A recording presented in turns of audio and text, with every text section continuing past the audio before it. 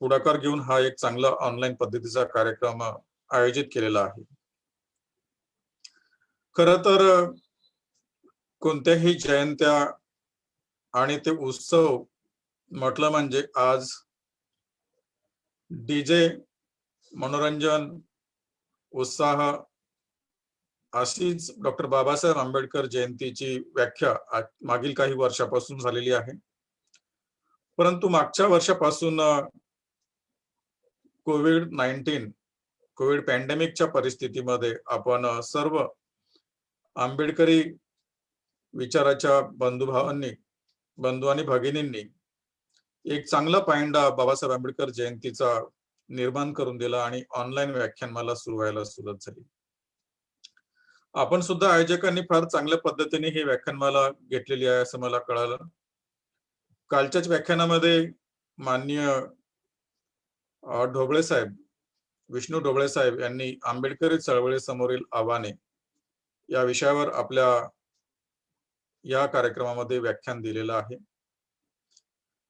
आज आपण states and minorities किंवा स्टेट्स आणि मायनॉरिटी ज्याला मराठीमध्ये करत असताना राज्य आणि अल्पसंख्याक आणि डॉक्टर बाबासाहेब आंबेडकर यांची संविधानिक भूमिका आपण बघणार आहोत.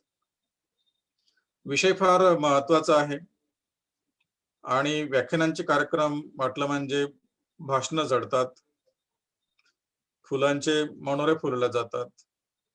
पण मला अपेक्षा आहे की हा एक विशेष लोकांनी आयोजित केलेला कार्यक्रम आहे, ज्याला आपण संविधान जागर समिती असं म्हणतो. आणि आज मला वाटतं हा व्याख्यानाचा कार्यक्रम एक प्रबोधन वर्गाचा कार्यक्रम झाला पाहिजे आणि त्या पद्धतीनं आज मी आपल्या समोर येण्याचा प्रयत्न करणार आहे. आपल्यासोबत काही डॉक्टर बाबासाहेब आंबेडकरांच्या ज्या भूमिका आहेत, त्यांनी ज्या स्टेट अँड मायनॉरिटीज ह्यामधून मांडलेल्या आहेत, त्या आपल्या सर्वांना, बहुतेक लोकांना त्यामध्ये अभ्यास आहे, त्याची जाणीव आहे, माहिती आहे असं गृहीत धरून मी चालणार आहे.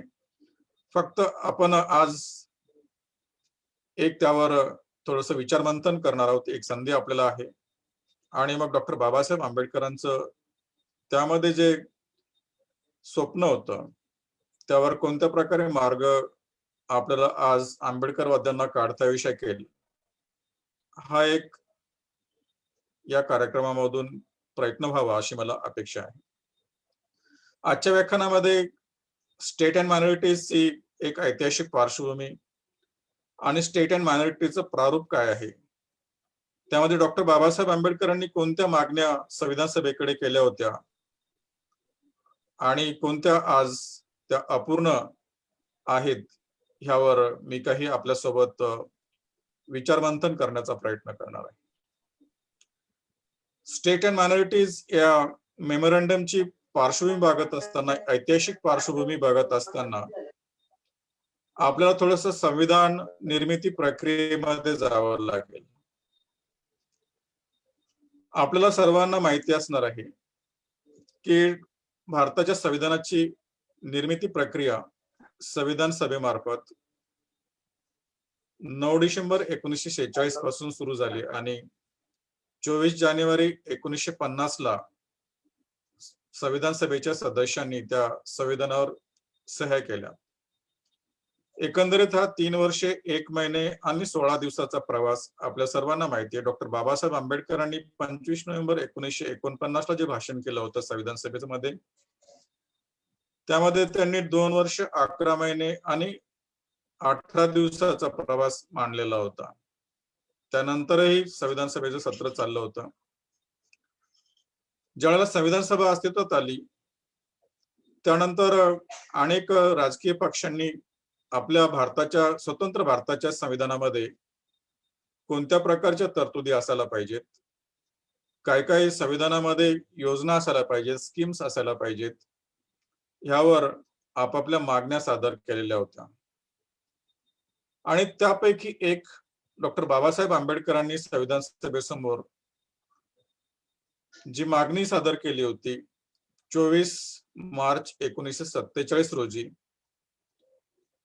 त्याला आपण स्टेट अँड मायनॉरिटीज असं संबोधतो. कारण डॉक्टर बाबासाहेब आंबेडकरांनी ते जे मेमोरंडम होतं, ते जे निवेदन होतं, ते लोकांसाठी प्रसिद्ध केलं होतं आणि ती तारीख होती 15 मार्च 1947. या तारखांमध्ये जर आपण गेलात तर आपल्या लक्षात येईल की डॉक्टर बाबासाहेब आंबेडकरांनी ते लोकांसाठी प्रकाशित केलं होतं, की आपण संविधान सभेला कोणत्या मागण्या केलेल्या आहेत. संविधान सभेकडे कोणत्या मागण्या कोणाच्या मार्फत कशा प्रकारे केलेल्या आहेत, याची लोकांना जाणीव व्हावी. जर आपण ह्याची प्रस्तावना वाचली स्टेट अँड मायनॉरिटीजची, अभ्यासकांना हा खंड 1 मध्ये doctor Babasaheb Ambedkar writing and speeches खंड 1 मध्ये वाचायला मिळेल.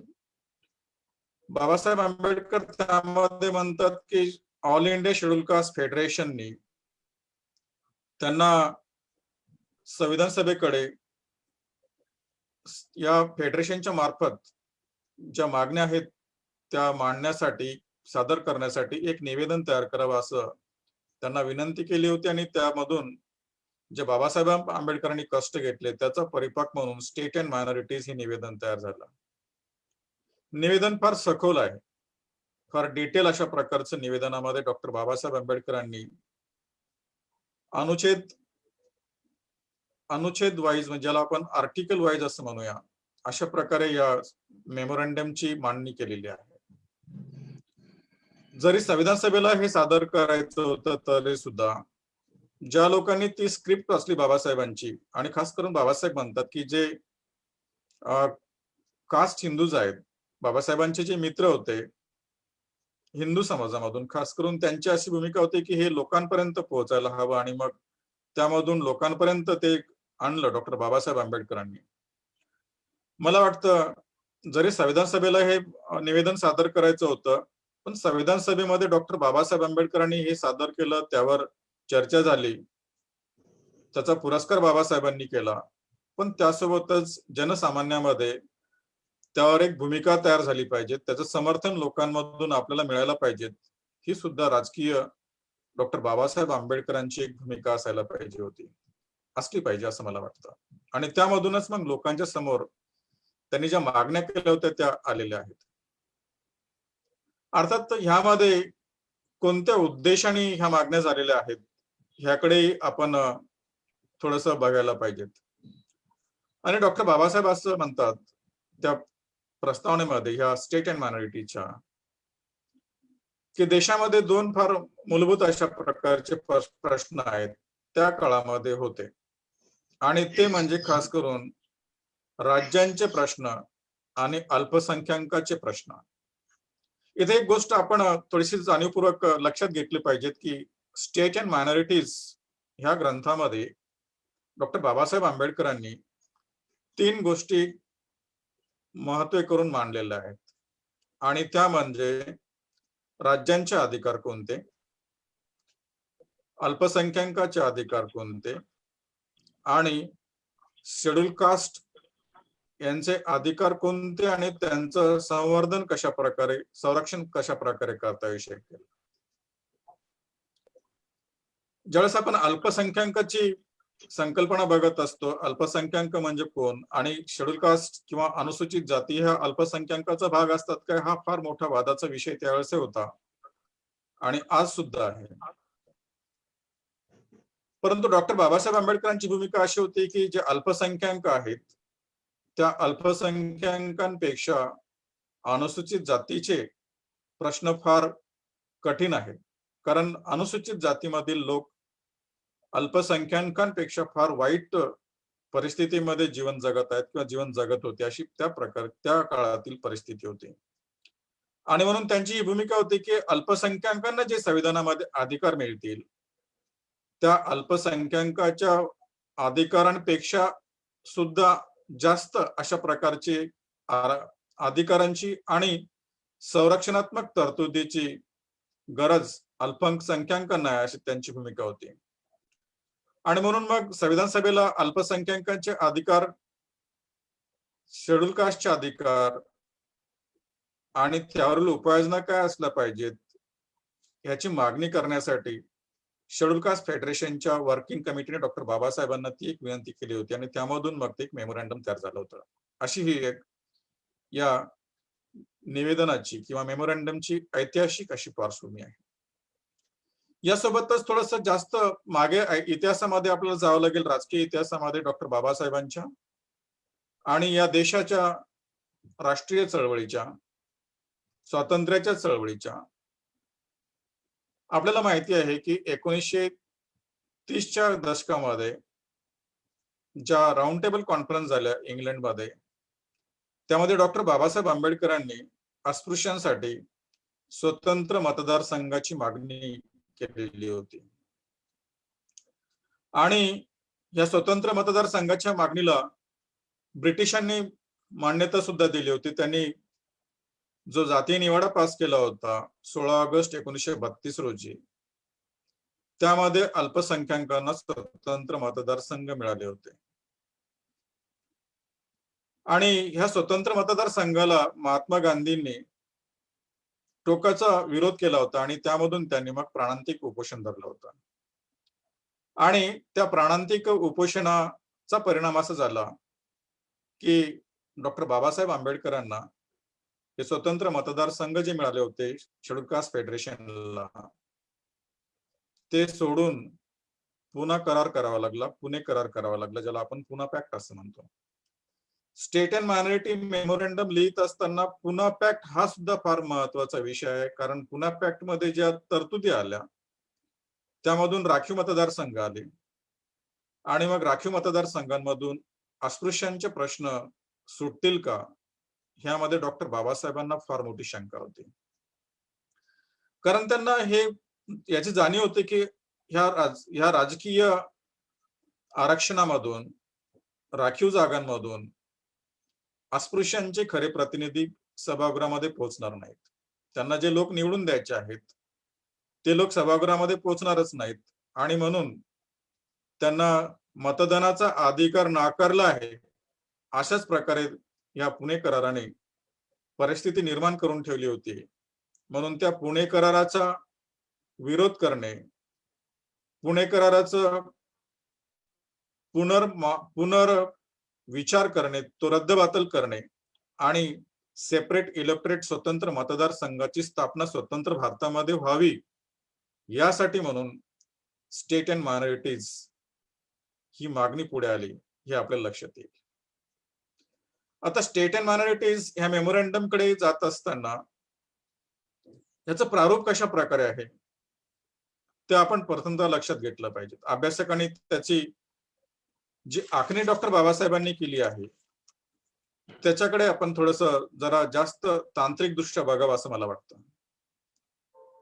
याचा शीर्षक जे बाबासाहेबांनी नियोजित केलं आहे, इंग्रजीमध्ये मी आपल्याला सांगतो, state and minorities, what are their rights and how to secure them in the Constitution of India. राज्य आणि अल्पसंख्याक त्यांचे कोणते अधिकार आहेत आणि ते आपल्या भारताच्या संविधानामध्ये कशा प्रकारे संरक्षित करता येतील, असं त्याचं एक सुटसुटीत टायटल डॉक्टर बाबासाहेबांनी केलेलं दिसेल. यावरून यामध्ये काय असावं ह्याची जाणीव आपल्याला येते. म्हणजे खास करून राज्य आणि अल्पसंख्याकांचे काय अधिकार आहेत आणि ते नवीन संविधानामध्ये कशा प्रकारे संवर्धित झालेले आहेत, करावेत, याच्यासाठी म्हणून ह्यामध्ये त्यांनी त्याची मांडणी केलेली आहे. आणि खाली बाबासाहेबांनी जे दुसरं वाक्य टाकलं ते फार मार्मिक अशा प्रकारचे, memorandum on the safeguards for the schedule caste submitted to the Constituent Assembly on behalf of the All India Schedule Caste Federation. म्हणजे कोणाच्या मार्फत कोणाला सबमिट केलं याचा उल्लेख ह्यामधून झालेला आहे, हे आपल्याला बघायला मिळेल. बंधूंनो, मी आणखी एक गोष्ट आपल्याला सांगेन इथे की हे 24 मार्च 1947 ला बाबासाहेबांनी संविधान सभेसमोर सादर केलं होतं आणि ह्याच्या प्रस्तावनेमध्ये बाबासाहेबांनी म्हटलेलं होतं की ज्या संविधान निर्मिती प्रक्रियेसाठी ज्या समित्या वेगवेगळ्या तयार झाल्या होत्या, डॉक्टर बाबासाहेब आंबेडकरांना तसं पाहिलं तर संविधान सभेने एकूण 8 समित्यावर घेतलेलं आहे. यापैकी 7 समित्यांची नियुक्ती त्या अगोदर झाली, या मार्च महिन्याच्या अगोदरच झाली होती. आणि त्यानंतर 29 ऑगस्ट 1947 ला डॉक्टर बाबासाहेब आंबेडकरांना संविधान सभेच्या मसुदा समितीवर घेण्यात आलं होतं आणि 30 ऑगस्ट 1947 ला बिनविरोधपणे संविधान समितीच्या या मसुदा समितीने त्यांना अध्यक्ष म्हणून नियुक्त केलं होतं किंवा निवडलेलं होतं. परंतु या प्रस्तावनेमध्ये बाबासाहेब असं म्हणतात की संविधान सभेने त्यांना स्टेट्स कमिटीवर घ्यायला पाहिजे होतं, अशी त्यांची अपेक्षा होती. त्याचं कारण असं होतं की डॉक्टर बाबासाहेब आंबेडकरांचा जो राज्यांच्या प्रश्नाविषयीचा अभ्यास होता, तो अभ्यास राज्यांचे प्रश्न संविधान सभेमध्ये मांडणे आणि आपल्या येणाऱ्या संविधानामध्ये त्याची सोडवणूक करणे, यासाठी डॉक्टर बाबासाहेब आंबेडकरांची जी अपेक्षा होती की त्यांना स्टेट कमिटीमध्ये घेतलं असतं संविधान सभेने, तर जास्त चांगलं झालं असतं. परंतु ते असं म्हणतात की त्यांना कशामुळे वगळण्यात आलं, कारण ते त्या या राजकीय तंबूमधले नव्हते आणि कदाचित लोक जे मिळाले ते सुद्धा ते कॅलिबरचे होते, असं म्हणून त्यांनी ह्या विषयाची मांडणी करायला सुरुवात केली. म्हणजे त्यांची जी खंत होती की स्टेटचे काय प्रश्न आहेत, ते प्रश्न सुद्धा लोकांसमोर कशा प्रकारे मांडले पाहिजेत, ह्याचं सुद्धा एक त्यांच्या मनामध्ये तो एक विचार असावा. आणि मग त्यामधून हे मेमोरंडम आलं, ते हे निवेदन आलं. फार सविस्तर अशा प्रकारचं हे निवेदन आहे. अभ्यासकांच्या दृष्टिकोनातून याची प्रारूप जर आपण लक्षात घेतलं, त्याचे विश्लेषण मी नंतर करणार आहे, परंतु सर्वांना आपल्याला अभ्यासकांना याची जाणीव पाहिजेतच की ह्याचं प्रारूप कशा प्रकारे आहे. साधारणतः ह्याचे 3 भाग आपल्याला करता येऊ शकतील. ह्या मेमोरंडमचे 3 भाग करता येऊ शकतील किंवा स्टेट अँड मायनॉरिटीचे 3 भाग आपल्याला करता येऊ शकतील. पहिल्या भागामध्ये त्यांनी प्रस्तावना दिलेली आहे. दुसऱ्या भागामध्ये भागाचे नंबर दिलेले नाहीत, लक्षात घ्या, परंतु आपण अभ्यास करण्यासाठी 3 भाग करूया. प्रस्तावना, constitution of the United state of India किंवा युनायटेड स्टेट ऑफ इंडियाचे संविधान आणि ह्याला जोडण्यात आलेली परिशिष्ट भाग. प्रस्तावना, भारताचं संविधान आणि परिशिष्ट असे 3 भाग आपल्याला करता येतील.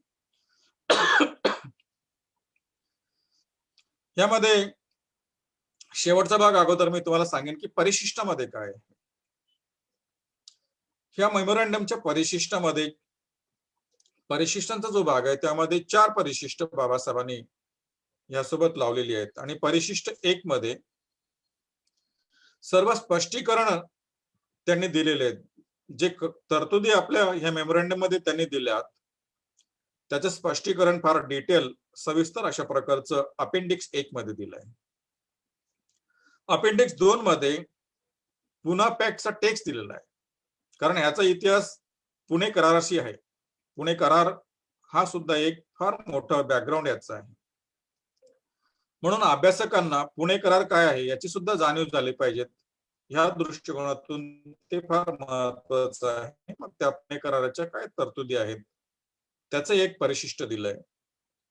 परिशिष्ट 3 मध्ये disadvantages of Poona Pact, Pune कराराचे तोटे काय आहेत ह्याची सविस्तर मांडणी डॉक्टर बाबासाहेब आंबेडकरांनी केलेली आहे. आणि 4थ्या परिशिष्टामध्ये स्टॅटिस्टिक्स ऑफ पॉप्युलेशन, लोकसंख्येची आकडेवारी त्यांनी दिली आहे. म्हणजे बघा, निवेदन सादर करत असताना संविधान सभेला किती मुद्देसूद अशा प्रकारची ही ड्राफ्टिंग डॉक्टर बाबासाहेबांनी केलेली आहे. संविधानाचा ड्राफ्ट आहे, लक्षात घ्या. भारताच्या संविधानाचा मसुदाच हा आहे असं बाबासाहेबांनी ते स्पष्ट केलेलं आहे. मला असं वाटतं की पुढे यानंतर मार्चच्या नंतर ऑगस्ट मध्ये जी समिती संविधान सभेने केली 5 महिन्यानंतर मसुदा समिती, त्या मसुदा समितीमध्ये डॉक्टर बाबासाहेब आंबेडकरांना संविधान सभेमध्ये घेण्याचं कारण हेही असलं पाहिजे की डॉक्टर बाबासाहेब आंबेडकरांनी हा संविधानाचा मसुदा स्टेट अँड मायनॉरिटीच्या माध्यमातून अगोदरच संविधानाला सुपूर्द केलेला होता, संविधान सभेला सादर केलेला होता, लक्षात घ्या. आणि डॉक्टर बाबासाहेब आंबेडकर ह्या देशाचं संविधान चांगल्यापैकी लिहू शकतील, चांगल्यापैकी तरतूद करू शकतील असा विश्वास संविधान सभेला आलेला असावा, म्हणून त्यांना संविधान सभेमध्ये त्या मसुदा समितीमध्ये ते राजकीय विरोधक जरी असले तरी सुद्धा त्यांना घेण्यात आलं होतं. मग या स्टेट अँड मायनॉरिटी मध्ये थोडस आपण पुढे डोकावण्याचा प्रयत्न करूया की जे भारताच्या संविधानाचा मसुदा त्यांनी दिलाय ह्यामध्ये ड्राफ्ट, त्याची मांडणी जी केलेली आहे त्यामध्ये आता मी जरा थोडक्यात आपल्याकडे त्याच्यावर काही हितगुज करण्याचा प्रयत्न करतो. बघा, स्टेट अँड मायनॉरिटीचे 3 भाग मी आपल्याला सांगितलेत. एक प्रेफेस प्रस्तावना, दुसरं भारताचं संविधान आणि तिसरं परिशिष्ट. आता संविधानाचं प्रारूप काय आहे? यामध्ये जे संविधान दिलंय बाबासाहेबांनी, जे संविधानाचा मसुदा त्यांनी देण्याचा प्रयत्न केला, त्याचं प्रारूप काय आहे हे बघूया आपण.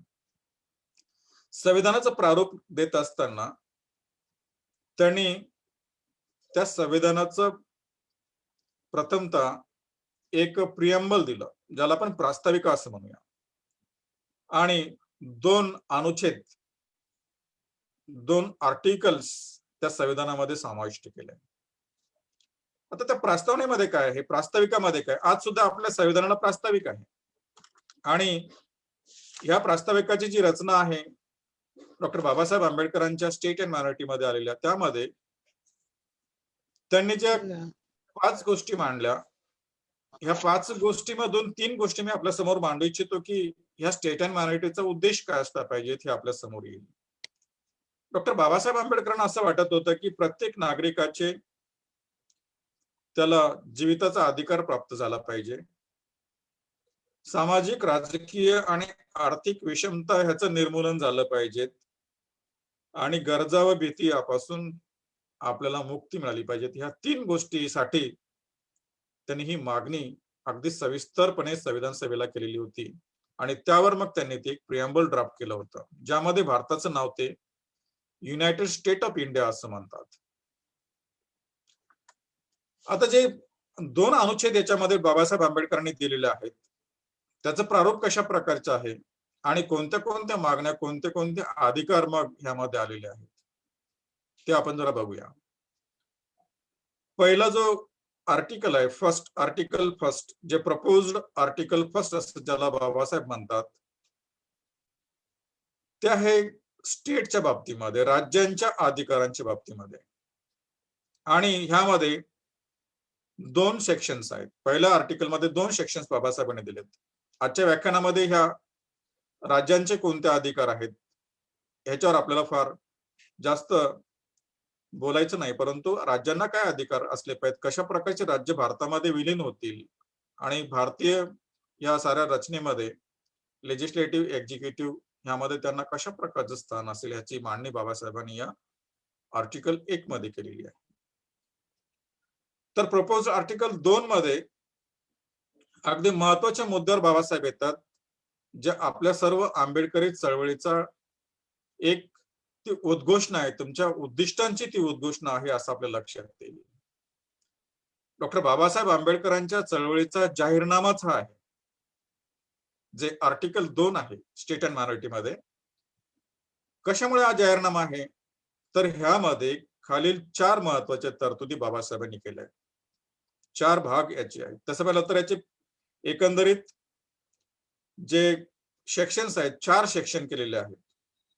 आणि पहिल्या सेक्शन मध्ये नागरिकांचे मूलभूत अधिकार, दुसऱ्या सेक्शन मध्ये हे मूलभूत अधिकार जर राज्य व्यवस्थेकडून बाधित झाले तर त्याच्यावर उपाययोजना काय असतील ह्याची तरतूद त्यांनी दिली सेक्शन नंबर 2 मध्ये.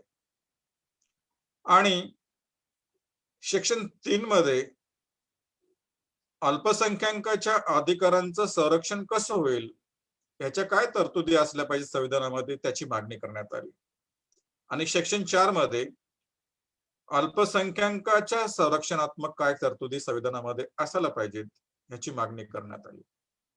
बघा, लक्षात घ्या, या 4ही गोष्टी आपण थोडक्यात पाहण्याचा जर प्रयत्न केला तर सेक्शन नंबर 1 मध्ये डॉक्टर बाबासाहेब आंबेडकरांनी 21 प्रकारच्या अधिकारांची मागणी संविधान सभेसमोर केली आहे.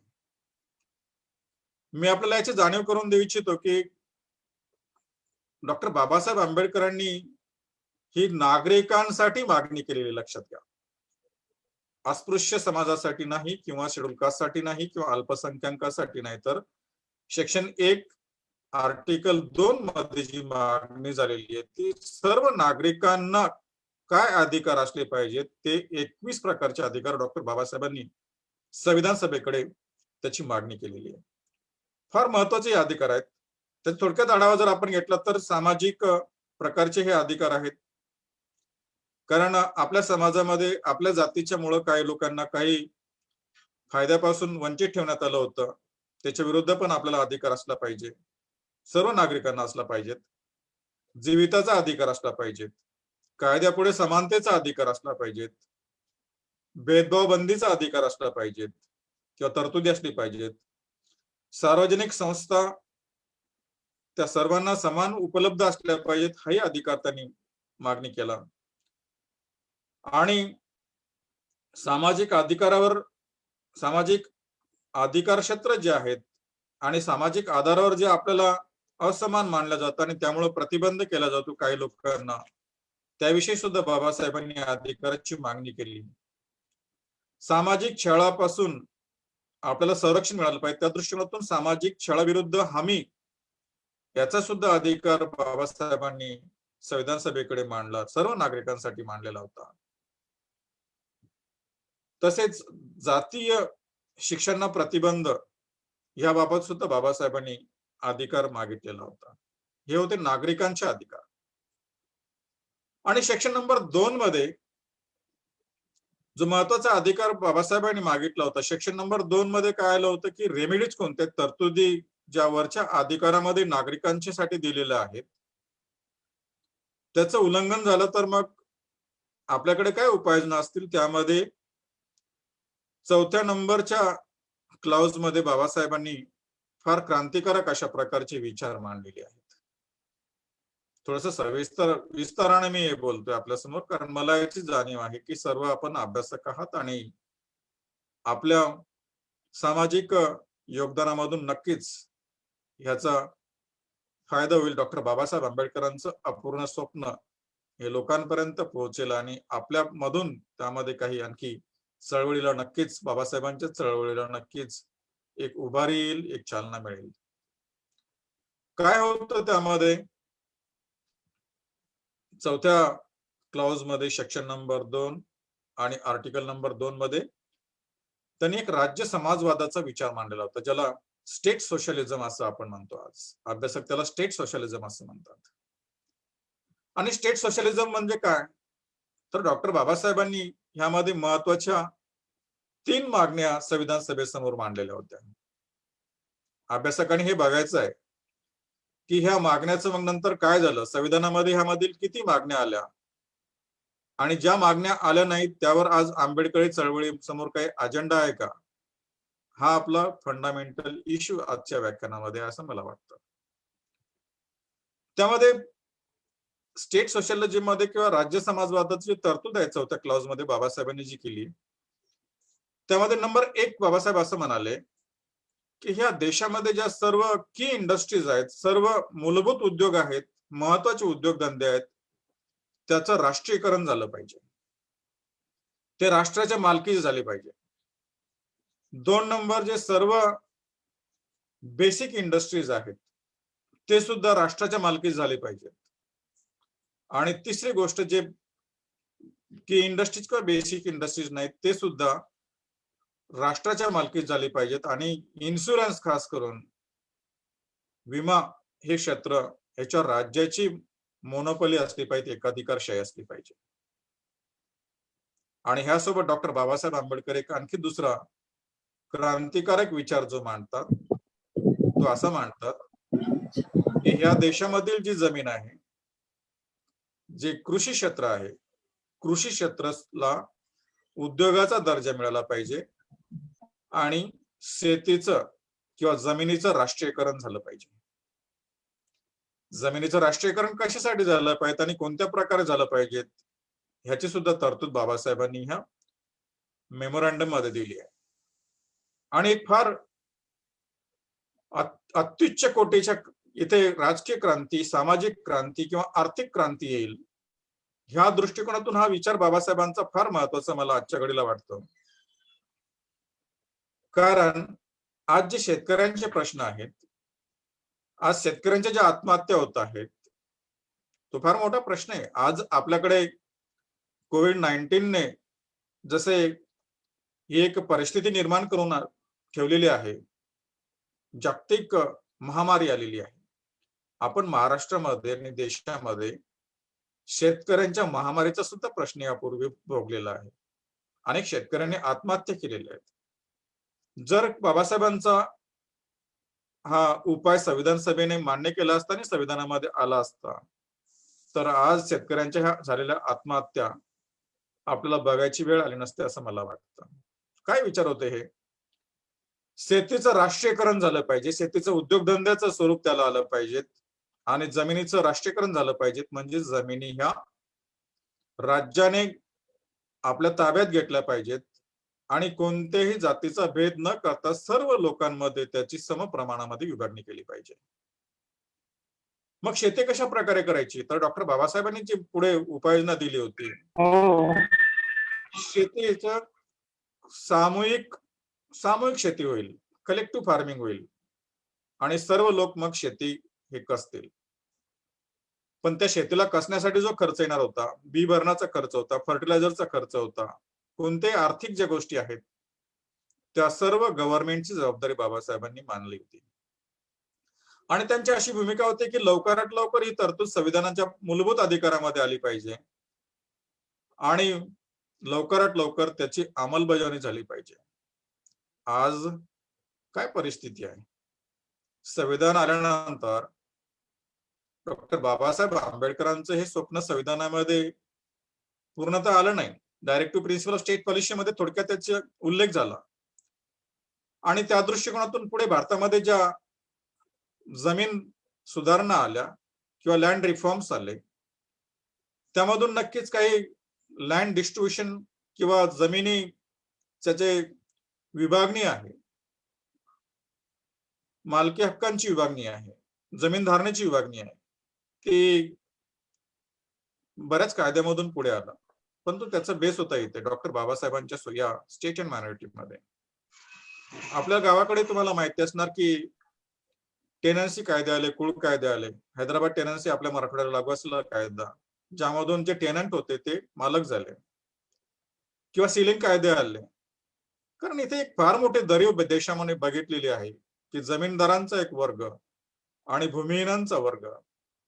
जर बाबासाहेबांची ही तरतूद संविधानामध्ये आली असती तर या देशामध्ये स्वतंत्र भारतामध्ये कोणीही भूमिहीन नसता आणि कोणीही जमीनदार नसता, सर्वांकडेच समप्रमाणामध्ये जमीन असते. ते डॉक्टर बाबासाहेबांचं स्वप्न घेऊन आज आंबेडकरी चळवळीचा अजेंडा बनला पाहिजेत असं मला इथे वाटतं. कारण आज ज्या चळवळी बाबासाहेबांच्या कालच्या व्याख्यानामध्ये आव्हानं आपण नक्कीच बघितली असणार आहेत, परंतु आज मला वाटतं आंबेडकरी चळवळीसमोर हा एक अजेंडा असला पाहिजे की ह्या देशामधील जमिनीच्या राष्ट्रीयकरण झालं पाहिजे, सर्व लोकांना समप्रमाणामध्ये ती जमीन वाटप झालं पाहिजे. ह्याचाही डॉक्टर बाबासाहेबांचे विचार ह्या चळवळीसमोर येईल अशी मला खात्री आहे. तर पुढे जे सेफगार्ड्स बाबासाहेबांनी जे मांडले, अल्पसंख्याकांचे अधिकार जे बाबासाहेबांनी या मेमोरंडम मध्ये मांडण्याचा प्रयत्न केला, ते कोणत्या प्रकारचे होते? त्यामध्ये जर बघितलं आपण तर ते रिप्रेझेंटेशन इन कॅबिनेट, 2-3च अधिकार मी आपल्या समोर सांगेल. आपण सविस्तर ते ह्यामध्ये वाचावं मला अशी अपेक्षा आहे.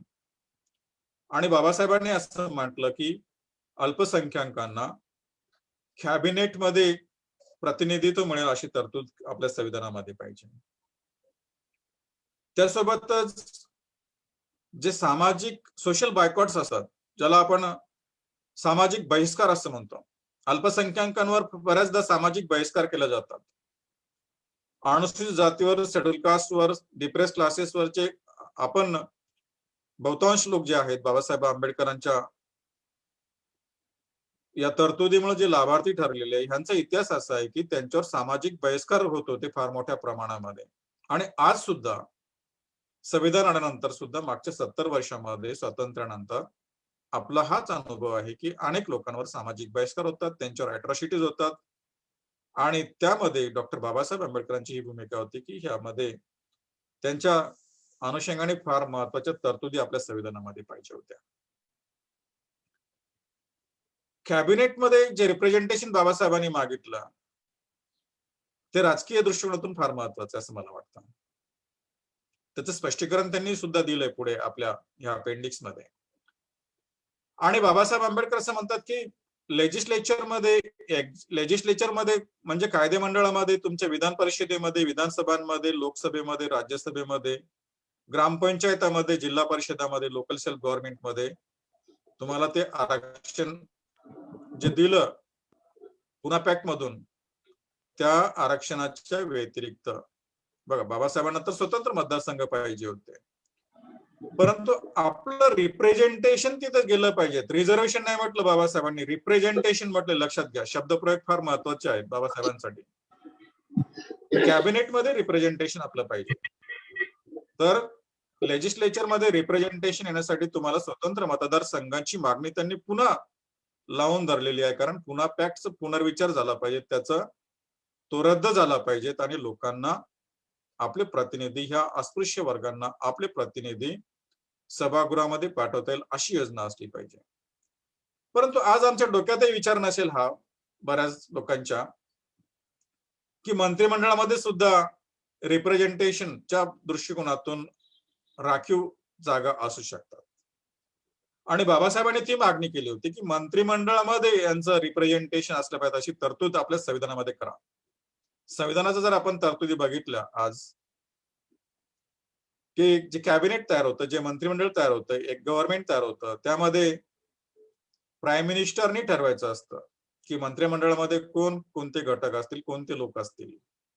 राजकीय दृष्टिकोनातून ते फार महत्वाचे असते, परंतु जर संविधानामध्ये ही तरतूद आली असती तर सर्वांना तिथे रिप्रेझेंटेशन मिळायला पाहिजेत अशा प्रकारच्या त्या कायद्याला आपण पुढे घेऊन इम्प्लिमेंट करू शकलो असतो आणि प्रत्येकाला तिथे रिप्रेझेंटेशन मिळालं असतं.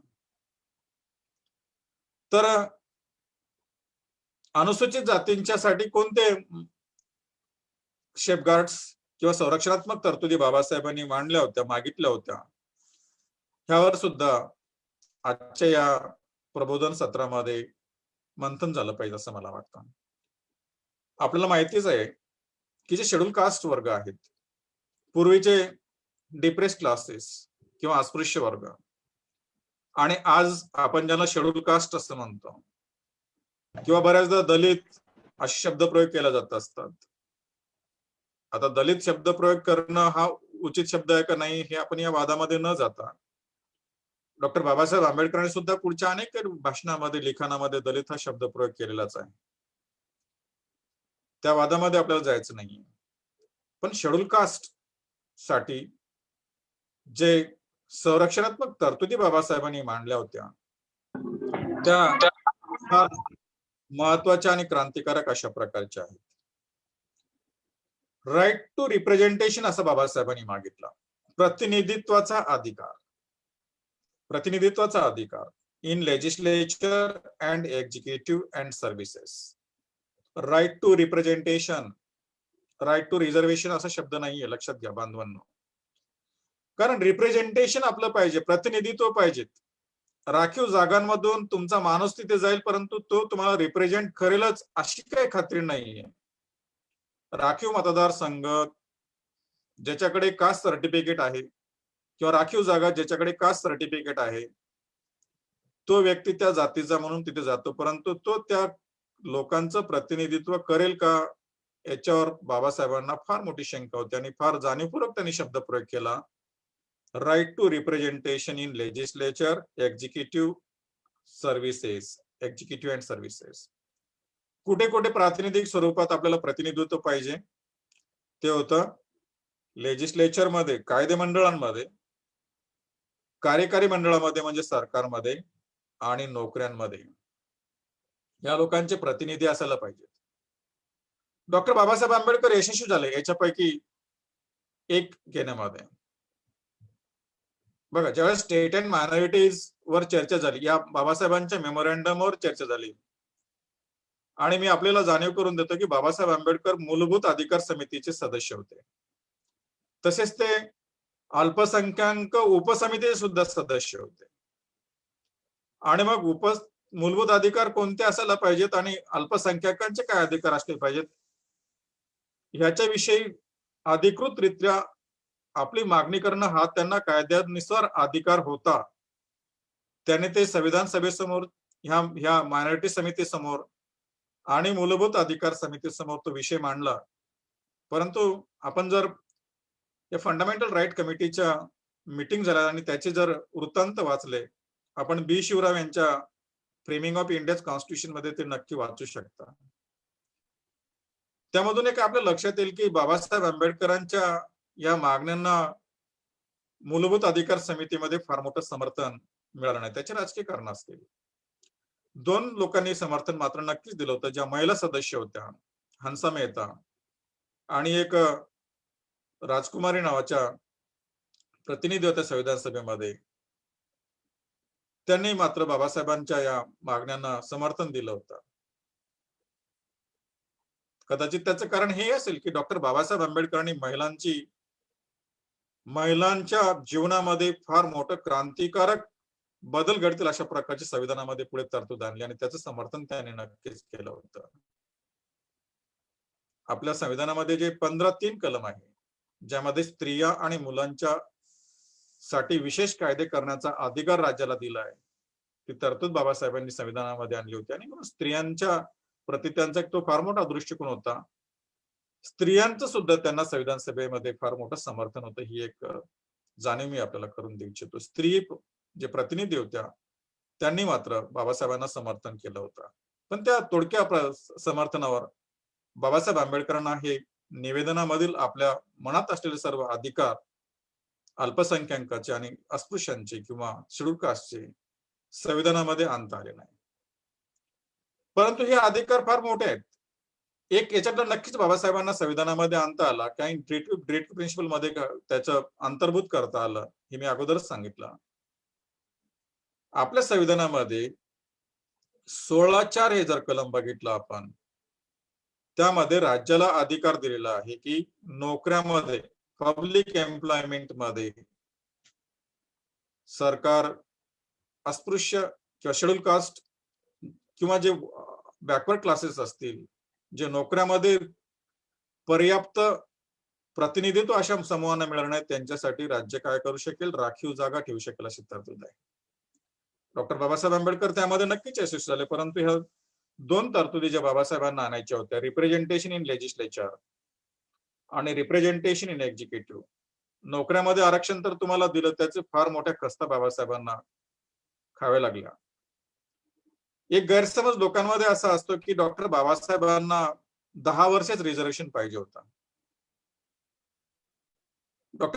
मी तर त्याच्या पुढे जाऊन म्हणेल, बाबासाहेबांना रिझर्वेशन कशासाठी पाहिजे होतं? बाबासाहेबांना तर रिप्रेझेंटेशन पाहिजे होतं, प्रतिनिधित्व पाहिजे होतं या वर्गांना. आणि राखीव जागा आरक्षण हा त्याचा एक मार्ग असला होता फक्त केवळ. आणि 16(4) मध्ये बाबासाहेबांनी जे राखीव जागांचा अधिकार दिला सरकारला, तो परमनंट आहे, तो काही 10 वर्षासाठी नाहीये. ज्या राखीव जागा राजकीय दृष्टिकोनातून पुन्हा करारामधून आल्या, त्या 10 वर्षासाठी असल्या पाहिजेत अशी बाबासाहेबांची भूमिका होती. नोकऱ्यामधील आरक्षण हे जोपर्यंत ह्या देशामध्ये विषमता आहे, सामाजिक विषमता आहे, आर्थिक विषमता आहे, तोपर्यंत हे आरक्षण आपल्याला ठेवाच लागेल आणि ते असणारच आहे. That is a permanent feature of the Constitution of India. कारण हा आपला समानतेचा प्रश्न आहे, आपल्या रिप्रेझेंटेशनचा तो प्रश्न आहे. तिथे बाबासाहेब आंबेडकर नक्कीच यशस्वी झाले. आणि बाबासाहेबांनी जी मागणी लावून धरली होती, आपण जर एक्सप्लेनेशन त्याचं बघितलंय आणि अपेंडिक्स मध्ये त्या 2 आणि 3 मध्ये आपण गेलात, तर बाबासाहेब आंबेडकरांनी पुन्हा करार हा ॲबॉलिश झाला पाहिजे, रद्दबातल झाला पाहिजेत आणि शेड्यूल कास्टला सेपरेट इलेक्टरेट मिळाले पाहिजेत, याचा पुनर्विचार बाबासाहेबांनी केलेला आहे. त्याचा पुनरुच्चार, ती पुनर्मागणी बाबासाहेबांनी लावून धरली.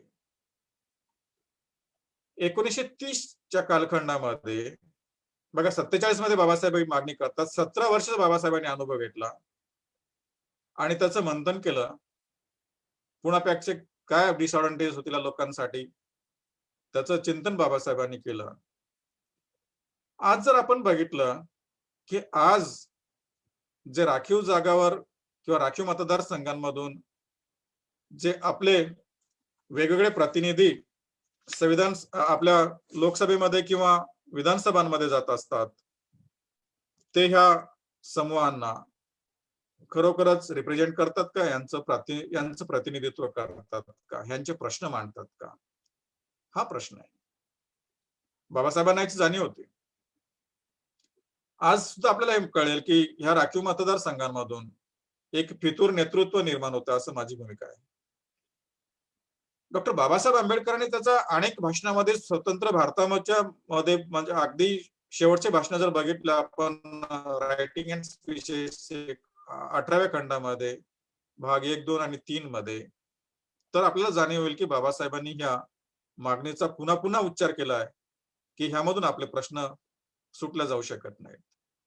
पुणे कराराचं पुणे करार हा रद्दबातल केला पाहिजे, त्याच्यामधून आलेलं आरक्षण रद्द करून स्वतंत्र मतदारसंघाची मागणी त्यांनी लावून धरली आणि ह्या लोकांना रिप्रेझेंटेशन सभागृहामध्ये कसं मिळालं, ह्या ह्या लोकांचे खरे प्रतिनिधी सभागृहामध्ये कसे जातील, याचा विचार बाबासाहेबांनी केला. आजच्या परिस्थितीमध्ये मला वाटतं आज ह्या सर्वच गोष्टीवर या निमित्त विचार होणं गरजेचं आहे. जे स्टेट अँड सोशलिझम, राज्य समाजवाद आणि डॉक्टर बाबासाहेब आंबेडकरांचे राहिलेले अपूर्ण स्वप्न, हे राज्य आणि अल्पसंख्याक किंवा स्टेट अँड मायनॉरिटीज या त्यांच्या मेमोरँडम मध्ये आपल्याला बघायला मिळतील. आज समारोपाकडे या व्याख्यानाचे येत असताना मला असं वाटतं की डॉक्टर बाबासाहेब आंबेडकरांचे हे जे अनेक असे अपूर्ण स्वप्न आहेत, ज्या भूमिका होत्या, त्या आपल्या संविधानामध्ये काही गोष्टी येऊ शकल्या नाही. आज संविधान अंमलात आल्यानंतर 70 वर्षामध्ये किंवा 7 दशकामध्ये सुद्धा अनेक प्रश्न ह्या समूहाचे आहेत. राजकीय रिप्रेझेंटेशनचा प्रश्न आहे, राजकीय प्रतिनिधित्वाचा प्रश्न आहे, मंत्रिमंडळामधील रिप्रेझेंटेशनचा प्रश्न आहे, नोकऱ्यामधील सुद्धा अनुशेष भरण्याचा प्रश्न आहे. अनेक प्रश्न आहेत, जातीवादाचे प्रश्न आहेत, तुमच्या अॅट्रॉसिटीजचे प्रश्न आहेत, हे अनेक प्रश्न आहेत. पण ह्याचं सर्वांचं उत्तर, याच्यावर तोडगा काय असला पाहिजे, त्याची उपाययोजना कुठे आहे, तर ती डॉक्टर बाबासाहेब आंबेडकरांनी आपल्या स्टेट अँड मायनॉरिटी मध्ये ते त्यावेळेसच लिहून ठेवलं 1947 मध्ये. आज जर कोणती गरज असेल डॉक्टर बाबासाहेब आंबेडकरांना, त्यांच्या विचारांना मानणाऱ्या, वेगवेगळ्या समाजामध्ये असणाऱ्या आंबेडकरवादी सक्रिय ऍक्टिव्ह अशा सर्व लोकांना, तर ती आहे असं मला वाटतं की त्यांनी ह्यामधील डॉक्टर बाबासाहेब आंबेडकरांचे राहिलेलं अपूर्ण स्वप्न कशा प्रकारे आज पूर्णत्वास जातील, ह्याच्यावर काही मार्ग काढला पाहिजे, त्यावर मंथन झालं पाहिजे. आणि आज आंबेडकरी चळवळीचा, आंबेडकरी विचाराचा, आंबेडकरी लढ्याचा एक तो जाहीरनामाच आहे.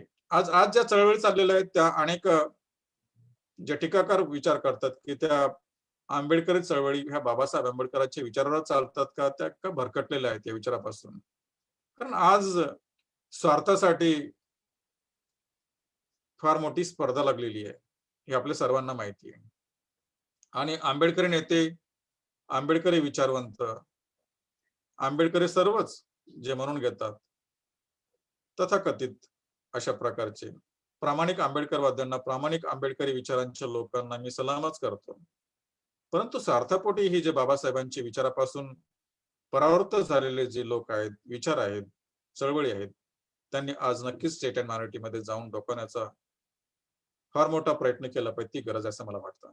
मला खात्री आहे की आजच्या व्याख्यानामधून, या व्याख्यानामध्ये आपण सर्वजण उपस्थित झाला, ते सर्व लोक या बाबासाहेबांच्या अपूर्ण स्वप्नांना, बाबासाहेबांच्या संवैधानिक अपूर्ण स्वप्नांना नक्कीच पुढे चालना देतील, अशी मी आशा व्यक्त करतो. आणि पुन्हा एकदा आयोजकांनी आपल्या समोर मला येण्याची संधी प्राप्त करून दिली. आपण सर्वांनी माझे काही विचार ऐकले, शांतपणे ऐकले आणि त्याबद्दल मी आपल्याला खरोखरच धन्यवाद देऊ इच्छितो. आणि एवढा मोठा चांगली एक ही व्याख्यानमाला आपण आयोजित करीत आहात, त्याबद्दल मी आपलं अभिनंदन करतो आणि इथे थांबतो. जय भीम, जय बुद्ध, जय संविधान.